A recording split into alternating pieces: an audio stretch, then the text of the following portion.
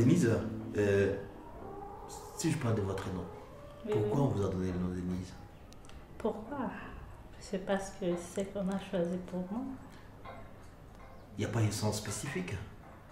Oui, je peux dire qu'on m'a donné le nom parce que c'est papa lui-même qui m'a choisi le nom.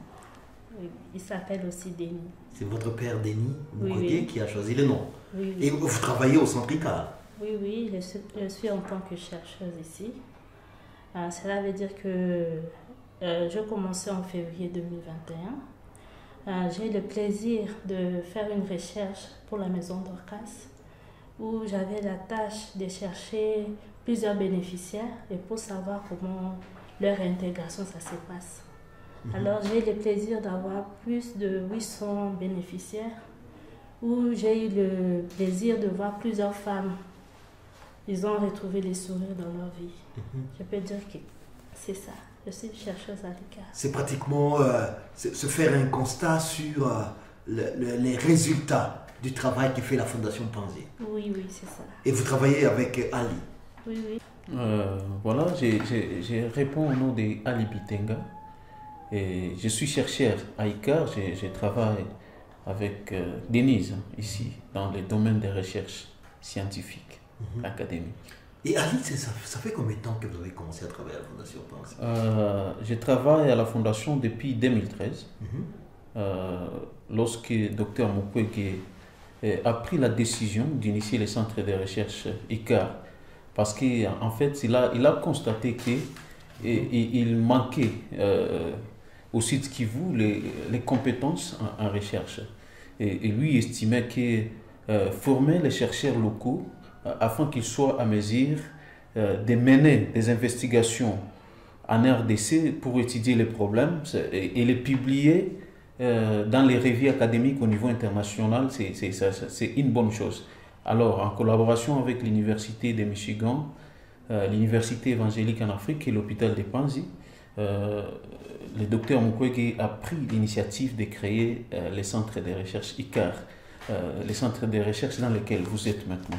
Et dans les champs de recherche à ICAR, bien sûr, vous faites les constats de la réinsertion sociale qui s'est fait effectivement dans les milieux. Oui, particulièrement les centres ICAR a plusieurs domaines d'intervention. Nous faisons notamment la recherche clinique, la recherche médicale, mais aussi nous faisons la recherche en sciences sociales, où l'intégration socio-économique des femmes fait partie de notre investigation. Comme Denise l'avait dit tout à l'heure, il n'y a pas 3 mois, nous avons mené une étude pour voir l'impact des activités de la maison Dorcas sur la réinsertion socio-économique des bénéficiaires. Oui, là, c'était dans le cadre social. C'était dans le cadre social. Et nous avons constaté que la maison Dorcas exerce, ou la Fondation Panzi, si vous le voulez, exerce un effet significatif, positif sur la vie des bénéficiaires. Donc, grâce aux formations, aux différentes formations acquises au niveau de la maison Dorcas, les femmes construisent positivement leur vie. Et elles gagnent plus qu'avant. Donc, en moyenne, c'était 2,5 par jour après le départ, après la réintégration socio-économique faite par la maison Dorcas. Mais avant, c'était difficile. Les femmes vivaient très difficilement, elles n'avaient pas de moyens de production, etc. Mais maintenant, elles peuvent faire la coupe et couture, la broderie, elles peuvent fabriquer des pains pour pratiquer l'agriculture et l'élevage pour gagner la vie. Vraiment, de toutes les façons, elles se sentent fiers d'avoir été ici, d'avoir été formés à la Fondation Panzi, à la maison Dorcas en particulier. La manière dont cette intégration se fait, quand vous faites vos recherches, vous voyez leur amélioration. Mais les systèmes congolais dans lesquels ils vivent, c'est un système qui continue toujours par la prédation. Et comment vous parvenez dans ces résultats-là, à faire des propositions concrètes dans la poursuite des recherches? Oui, je crois que c'est une question intéressante, c'est une très bonne question, vraiment. Le Congo, le pays en proie de guerre depuis plusieurs décennies. Alors comment les femmes vont améliorer les conditions de vie dans ces contextes? Donc, vous savez, d'une part, Dr Mukwege est en train d'intervenir pour aider ces femmes. Mais de l'autre part, il mène aussi un plaidoyer au niveau international pour régler différentes crises qui se passent en RDC. Parce que aussi longtemps que le gouvernement n'est pas debout, bien sûr, nous pouvons travailler autant que nous le pouvons, mais il y aura toujours des difficultés. Il y aura toujours des femmes en souffrance, des femmes violées, des femmes marginalisées, etc. Pendant que le combat de Dr Mukwege, c'est voir l'autonomisation complète. Il voudrait que le Congo soit en sécurité, et particulièrement les femmes. Donc, vous savez, d'une part, il y a les interventions concrètes posées par la Fondation Panzi pour assister ces femmes. Mais de l'autre part, il y a aussi des plaidoyers que les profs Denis Mukwege mènent au niveau local, au niveau national, régional et international pour amener les décideurs politiques à prendre des actions concrètes afin de stabiliser le Congo. Vous l'avez toujours entendu parler du rapport mapping, il ne cesse d'en parler tous les jours pour que les gens au pouvoir prennent des décisions concrètes afin de stabiliser les choses. Et donc le centre ICAR donne la matière au docteur Mukwege pour faire ses plaidoyers par rapport aux recherches. Oui, absolument. Il n'y a pas. En février, nous avons publié avec le prof Mukwege un article sur la violence sexuelle dans les conflits armés. C'est un regard nouveau sur la problématique parce que beaucoup d'études faites sur les sujets étaient basées sur les perspectives des victimes. C'était la première fois que nous avons eu le courage d'aller interroger les militaires qui ont déjà été dans les champs de bataille afin qu'ils nous disent ce qui se passe sur le terrain.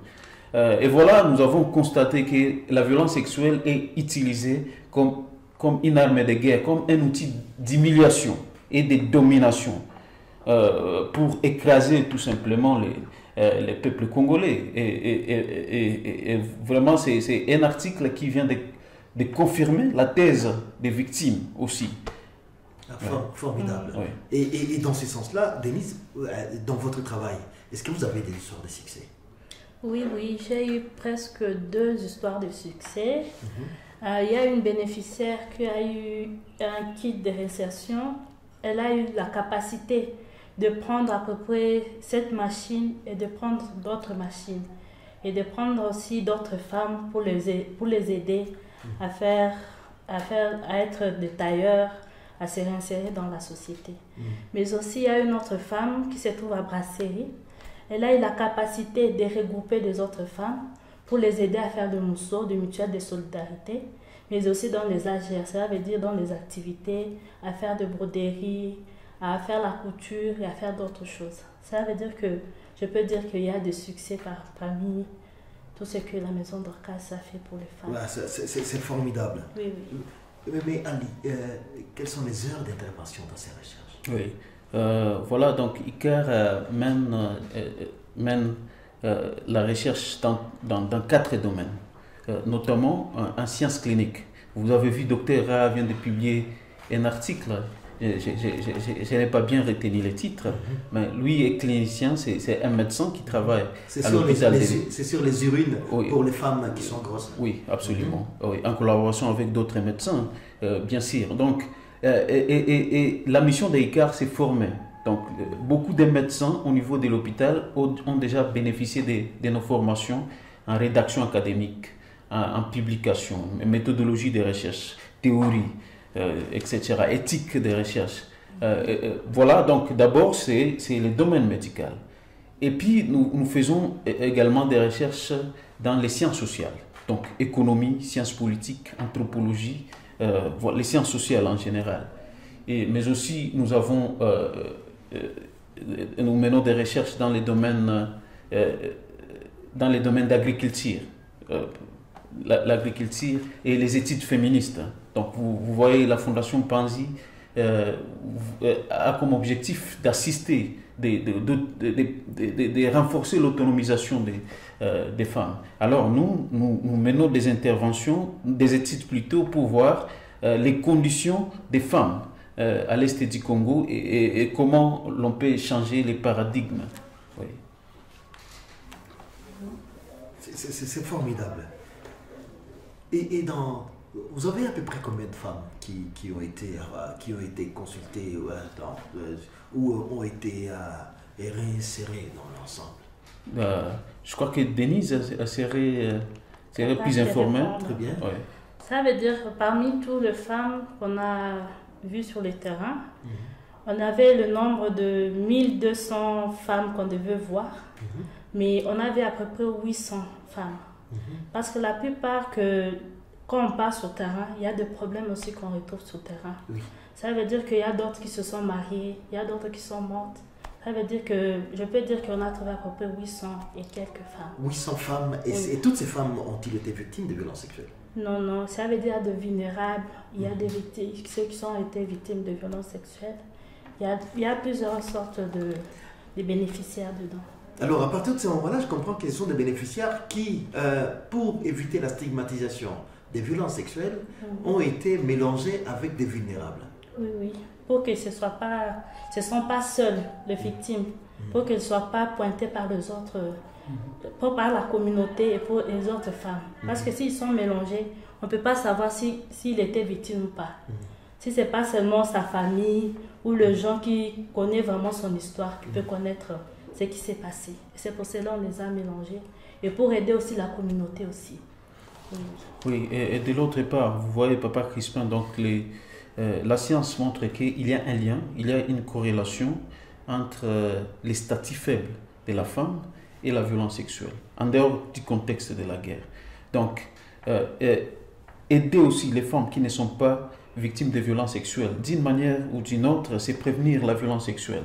Parce que parfois, les bourreaux violent les femmes du fait que leur statut social est extrêmement bas, les femmes n'ont pas d'argent, etc.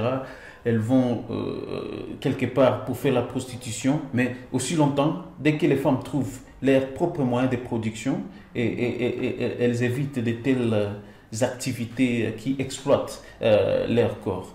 Donc, lorsque la Fondation Panzi combine les victimes de violences sexuelles et les non-victimes de violences sexuelles, ou les femmes vulnérables, en d'autres termes, c'est pour aussi prévenir la violence sexuelle et participer à l'autonomisation de la femme d'une manière globale et globalisante. Quelles sont vos perspectives d'avenir avec la maison Dorcas? Je commence par Madame Denise. Moi, je peux dire que pour la Fondation Panzi, je pourrais aimer que ça continue et que ça continue à aider les femmes à être autonomes, mais aussi je souhaite des succès en succès. C'est ça que je peux souhaiter pour la Fondation Panzi. C'est ça. Et vous pensez que tous les éléments sont réunis pour que ça puisse...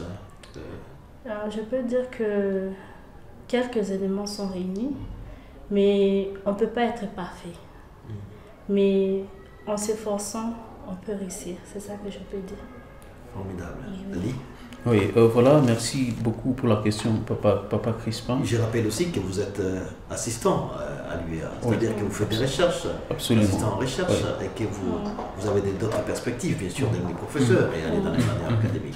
Mais entre-temps, oui, voilà, je crois la Fondation Panzi a déjà beaucoup fait pour aider les femmes, beaucoup. Et il y a les femmes victimes de violences sexuelles qui sont parvenues à se rattraper dans la vie. Mais si vous regardez la littérature, par exemple, moi, je m'excuse, je suis trop dans les domaines des recherches. Si vous regardez la littérature, vous allez trouver que, la littérature porte généralement sur la vulnérabilité. À la Fondation Panzi, nous avons des témoignages concrets. Il y a les femmes qui ont été violées, bien sûr, qui ont été discriminées et rejetées par leur famille, mais qui sont arrivées à construire efficacement leur vie. Je crois qu'il faut commencer à donner une autre image au monde pour montrer qu'au bout du tunnel, après le viol, il y a la lumière. Il y a la lumière. Et cette littérature n'existe pas. Je compte parler avec le prof bientôt pour voir dans quelle mesure nous pouvons entamer une telle étude. Parce qu'en fait, nous avons beaucoup d'histoires de succès. Si vous avez suivi son discours lors du prix Nobel, il a parlé d'une certaine Sarah mais toutes ces histoires ne sont pas documentées dans la littérature. Donc, je voudrais que on passe à cette nouvelle étape-là, partir au-delà de la vulnérabilité, bien sûr qui est répandue, mais montrer aussi une autre face de la réalité. Elie, Denise, nous vous disons merci. Merci beaucoup. Merci.